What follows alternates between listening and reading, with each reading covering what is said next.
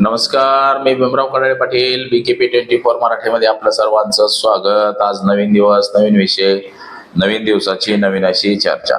आज चर्चा घेऊन आलो म्हणजे बघा, पुन्हा एकदा अजित पवारांच्या राष्ट्रवादीचे 40 नेते फुटणार आहेत अशी चर्चा सुरू झालेली आहे. आता या 40 पैकी कोणाकोणाची नाव आहे, ती कोण कोण नेता आहे, का फुटणार आहेत, त्यामध्ये आता प्रामुख्यानं प्रफुल्ल पटेलांचं नाव घेतलं जातं. प्रफुल्ल पटेल आणि सुनील तटकरे ह्या सगळ्या नेत्यांना घेऊन भारतीय जनता पक्षामध्ये सामील होणार आहेत. आता ही चर्चा जी आहे ही मोठ्या प्रमाणामध्ये चर्चा आहे.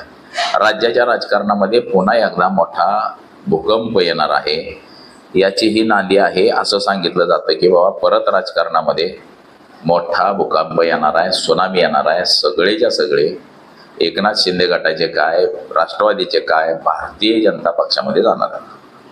म्हणजे आता ही चर्चा नुसती नाही तर ह्याच्यावरती प्रक्रिया सुरुवात झालेली आहे. देवेंद्र फडणवीसांसोबत बैठक सुद्धा झालेली आहे आणि त्या बैठकीत नेमकं काय ठरलं गेलं, काय झालं, कसं झालं, हे 40 नेते गद्दार कोण आहेत, हे सगळ्यांची नावं आपण या व्हिडिओमध्ये बघणार आहोत की कोण कोण आहे, काय काय आहे. तर हा व्हिडिओ आपण जर संपूर्ण बघितला तर आपल्या लक्षात येईल की कोण कोण नेते आहेत, काय आहेत आणि कधी प्रवेश करतील. तर याच विषयाची आज चर्चा घेऊन आलोय. तर चला, सर्वप्रथम आपण जर चॅनल सबस्क्राईब केला नसेल तर चॅनल सबस्क्राईब करावा ही सर्वांना विनंती. आणि चला चर्चेला सुरुवात करूया.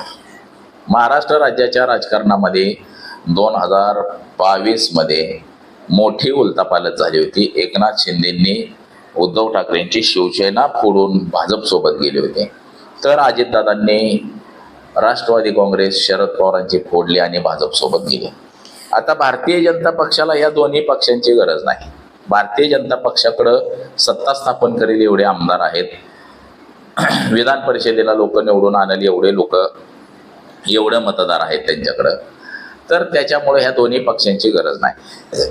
मग असं सुरुवात झालेली आहे की या दोन्ही पक्षात काही नेते फोडायचे, आपल्या पक्षामध्ये घेऊन जायचे. त्याची प्रथमतः सुरुवात ही अजित पवारांच्या राष्ट्रवादी काँग्रेसपासून सुरुवात झालेली आहे.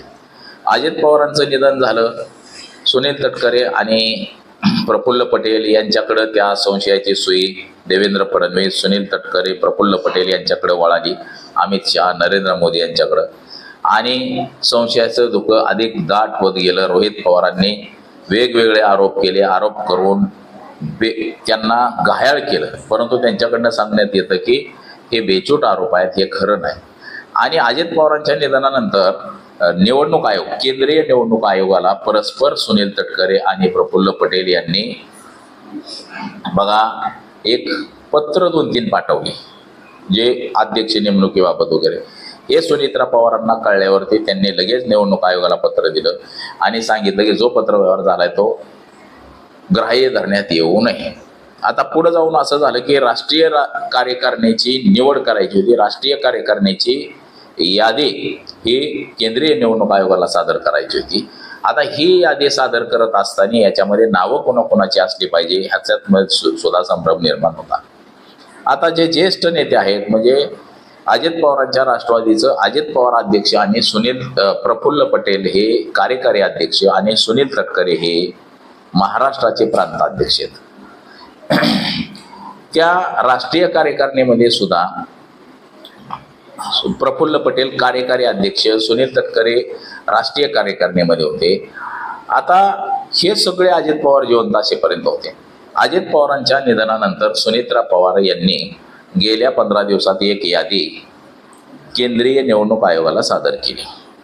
आता या यादीमध्ये या सगळ्यांची नावं जशाच्या तशी असायला हवी होती. आता त्याच्यामध्ये सुनील तटकरे, प्रफुल्ल पटेल, छगन भुजबळ या सगळ्या मंडळींची नावं आहेत राष्ट्रीय कार्यकारिणीमध्ये नाव आहेत. परंतु यांच्या नावापुढं जे पद लिहायला पाहिजे होतं ते अजिबात लिहिलेलं नाही. पक्षाचं कार्यकारी अध्यक्ष, पक्षाचा खजिनदार म्हणजे सचिव पद, ही सगळी जी महत्वाची पदं जी आहेत ही सुनीत्रा पवार यांनी जवळपास आपल्या घरातल्या माणसाकडे ठेवली.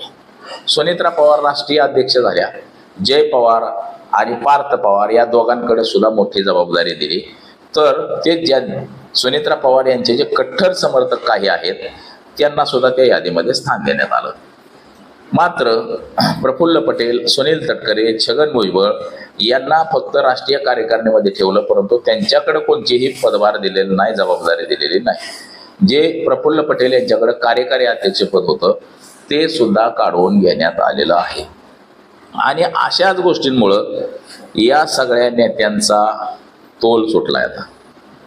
आता ह्यांनी असं ठरवलंय की आम्हाला जर पक्षाच्या बाहेर काढण्याची हिंमत दाखवते तर तुम्हाला सुद्धा आम्ही पक्षात राहू देणार नाही, तुमचा पक्ष सुद्धा आम्ही नेस्तनाबूत केल्याशिवाय राहणार नाही, तुमच्या पक्षाला सुद्धा आम्ही ठिणगी लावू, वाद पेटवू, तुमचा पक्ष सुद्धा नेस्तनाबूत करू, अशी जवळपास धमकीवाजा इशारा दिल्यासारखं झालेला आहे. आता ह्या सुनील तटकरे, प्रफुल्ल पटेल, छगन भुजबळ, धनंजय मुंडे या सगळ्यांचं एक गट तयार झालेला आहे. आता हा गट जवळपास 40 नेत्यांचा तयार झालेला आहे असंही सांगण्यात येते.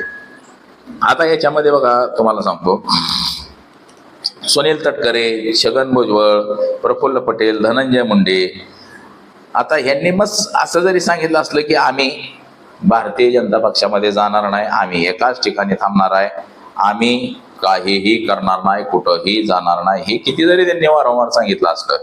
बघा, ज्यावेळेस एकनाथ शिंदेनी शिवसेना फोडली होती उद्धव ठाकरेंची, त्यावेळेस सुद्धा भाजपनं असंच म्हटलेलं होतं, किंवा त्यांनी सुद्धा असंच म्हटलेलं होतं की आम्ही भाजपसोबत जाणार नाही, आम्ही याव करणार नाही, त्याव करणार नाही. आणि भाजपचे सुद्धा काही लोक म्हणत होते की आम्ही फोडलेली नाही, आम्हाला काय माहिती नाही. हे सगळं मिळून मिसळून सगळं असतं. तर हे भारतीय जनता पक्षासोबत जायला यांना काहीच अडीअडचण नाही, त्या फक्त प्रवेश बाकी राहिलेला आहे, नाममात्र. म्हणजे सगळ्या तयाऱ्या झालेल्या आहेत, प्रवेश फक्त बाकी राहिलेला आहे. आता बघा, ह्याच्या अगोदर अजित पवार गटातनं कोण कोण भाजपमध्ये गेलंय ते सुद्धा मी तुम्हाला सांगतो. शिरूरचे पोपटराव गावडे जे आहेत आमदार, त्यांचे चिरंजीव राजेंद्र गावडे हे बाजार समितीचे संचालक आहेत आणि ते 20 जानेवारी रोजी भारतीय जनता पक्षामध्ये त्यांनी प्रवेश केलेला आहे. वनिता विश्वास जगताप या राष्ट्रवादी काँग्रेस अजित पवारांच्या गटाच्या उपाध्यक्ष होत्या पुण्यामधल्या, त्या सुद्धा भारतीय जनता पक्षामध्ये गेलेल्या आहेत. अमर सुभाष कोरे अजित पवार गटाचे सरचिटणीस आहेत, तर त्यांनी सुद्धा भारतीय जनता पक्षामध्ये प्रवेश केलेला आहे. आता शरद पवारांच्या राष्ट्रवादीतून सुद्धा आतिश दांडेगावकर, जयप्रकाश दांडेगावकर यांचे सुपुत्र आहेत, चिरंजीव आहेत, त्यांनी सुद्धा भाजपमध्ये प्रवेश केला. तर बघा, आता राहुरीचे माजी आमदार प्राजक्ता तनपुरे हे सुद्धा जयंत पाटील यांचे भाचीत आणि ते सुद्धा भारतीय जनता पक्षामध्ये प्रवेश आता त्यांचा निश्चित झालेला आहे. त्याबरोबर पिंपरी चिंचवडमध्ये बघा, अजित पवार गटाचेच संजय वाघेरे यानं भाजपमध्ये प्रवेश केला, प्रशांत शितोळेंनी भाजपमध्ये प्रवेश केला, विनोद नडे यांनी भाजपमध्ये प्रवेश केला, प्रभाकर वाघेरे माजी महापौर आहे यांनी सुद्धा भाजपमध्ये प्रवेश केला, राजू मिसाळ यांनी सुद्धा भाजपमध्ये प्रवेश केला. ही अशी बरीच मंडळी भारतीय जनता पक्षामध्ये गेलेले आहेत. आता रोहित पवार यांनी म्हटलेलं आहे की बाबा राष्ट्रवादी काँग्रेस अजित पवार गटाचे 40 आमदार भारतीय जनता पक्षा 24 आमदार भारतीय जनता पक्षामध्ये जाणार आहेत. आणि अतुल लोंढे यांनी सुद्धा सांगितलेलं आहे की हे 24 आमदार आणि त्यांच्यासोबत जे असलेले काही पदाधिकारी असे मिळून 40 लोक भारतीय जनता पक्षामध्ये जाणार आहेत. आता गेल्या आठवड्यामध्ये सुनील तटकरे, प्रफुल्ल पटेल, छगन भुजबळ आणि धनंजय मुंडे यांची वर्षा निवासस्थानी देवेंद्र फडणवीस यांच्यासोबत गुप्त मीटिंग झाली, गुप्तगो चर्चा झाली की पक्षप्रवेश कधी करायचा आहे, काय करायचंय, कसं करायचंय. आता हे सगळं ठरलेलं आहे. म्हणजे इकडचा पक्ष सगळा जवळपास घेऊन ते तिकडं जातील असंही आपल्याला एकंदरीत दिसते. आता ह्यांनी किती जरी सांगितलेलं असलं, किती जरी ह्यांनी नकार दिलेला असला तरी सुद्धा ते भारतीय जनता पक्षामध्ये जाणार हे मात्र तितकंच खरं आहे.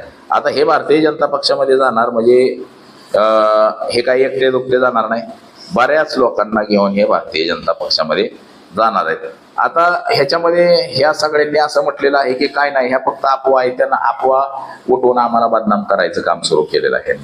परंतु ह्या अफवा वगैरे काय नाही. तर येणाऱ्या काही काळामध्ये आपल्याला हे सगळं दिसेल की ही सगळी मंडळी भारतीय जनता पक्षाच्या वळचणीला जाऊन बसलेली असेल, हेही तितकंच सत्य आहे. मान अपमान याचं नाटक सध्या सुरू आहे.